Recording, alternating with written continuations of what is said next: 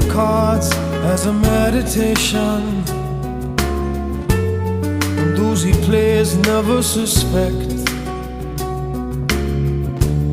He doesn't play for the money he wins, he doesn't play for respect.